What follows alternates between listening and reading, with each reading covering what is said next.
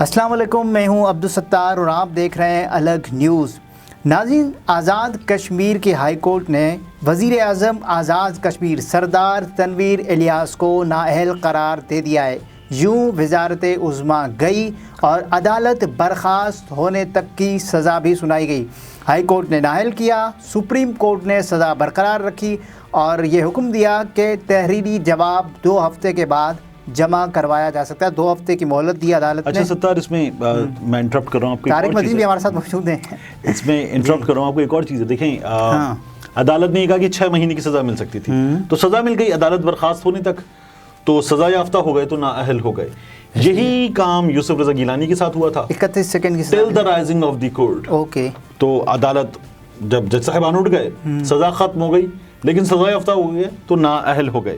یوسف رضا گیلانی صاحب کے ساتھ یہ ہوا تھا۔ ایسے ہی ہوا تھا۔ یہ آزاد کشمیر کے نااہل ہونے والے پہلے وزیر اعظم ہیں۔ اب جو ان سے جج صاحب کا مکالمہ ہوا، اس مکالمے کی اگر بات کریں تو وہ مکالمہ جواب تھا سردار تنویر الیاس کی گفتگو کا۔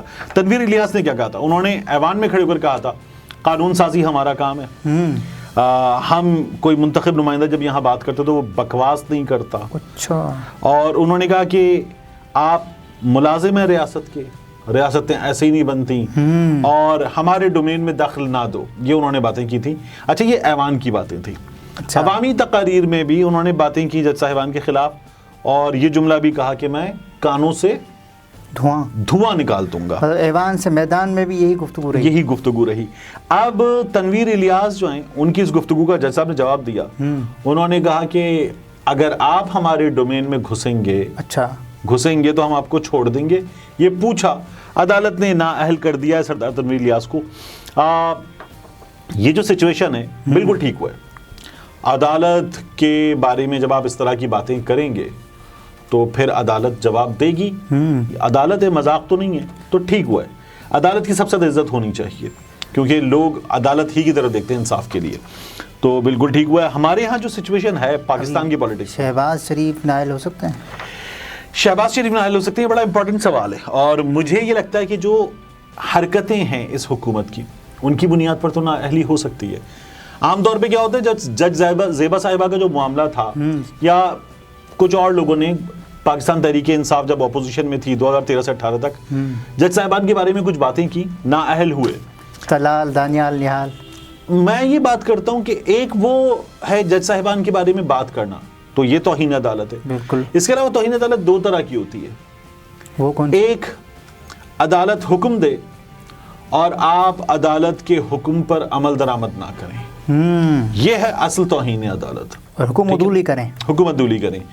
اور دوسرا، آپ جج صاحبان کو جب وہ فیصلہ دینے جا رہے ہو، ان کا میٹر ڈسکس کر رہے ہو، سبجوڈس میٹر، اور اس پر پھر آپ یہ کہہ رہے ہو کہ تم غلط کر رہے ہو جب وہ معاملہ عدالت میں ہے، اس کی باقاعدہ آئین میں ممانعت ہے۔ یہ 2 طرح کی جو توہین عدالت ہے، یہ زیادہ بڑی توہین عدالت ہے۔ یہ جو حکومت ہے یہ دونوں کر رہی ہے۔ جو میٹر سبجوڈس ہے اس کو یہ پارلیمان میں ڈسکس بھی کر رہے ہیں، ججز کو عمران دار ججز کہہ رہے ہیں، ججز کا مذاق اڑا رہے ہیں، اس کے وزراء بھی یہ کام کر رہے ہیں۔ اور دوسرا، یہ لوگ عدالت کا فیصلہ ہے تو یہ اس پر عمل درآمد بھی نہیں کر رہے۔ اب جو آج الیکشن کمیشن آف پاکستان نے رپورٹ دی ہے، وہ رپورٹ بھی یہ بتا رہی ہے کہ عدالت کے فیصلے پر یہ لوگ عمل درآمد نہیں کر رہے۔ تو الیکشن کمیشن نے کیا بتایا کہ 21 ارب روپے ملنے تھے، نہیں ملے، اور سیکیورٹی کی فراہمی، مطلب کمی کا سامنا ہے۔ 3.5 لاکھ کے قریب سیکیورٹی اہلکار مانگے گئے الیکشن کمیشن کی جانب سے، 75,000 پنجاب حکومت نے کہا ہم دے سکتے ہیں۔ اچھا، تو یہ عدالت کے احکامات کی خلاف ورزی ہے۔ تو ذمہ دار کون ہے؟ ذمہ دار اس وقت دیکھیے، اس کا ذمہ دار اب حکومت جو ہے نا، ذمہ داری ڈال رہی ہے یہاں سے وہاں، ادھر سے ادھر۔ پارلیمان، کابینہ نے فیصلہ کیا کہ پارلیمان میں لے کر جائیں گے، تو پارلیمان نے کہا پیسے نہیں دے سکتے، پورے ملک میں ایک ساتھ الیکشن ہوں گے، تو آپ پوری پارلیمان کو، جی پارلیمان کا فیصلہ ہے۔ پھر سیکرٹری خزانہ کو، سیکرٹری دفاع کو حکم دیا گیا، سیکرٹری خزانہ چلے گئے ہیں ملک سے باہر، جب عدالت کو جواب دینے کا وقت ہے تو وہ ملک سے باہر ہے۔ اور شہباز بھی پرواز کریں گے باہر، اچھا وہ بھی جا رہے ہیں۔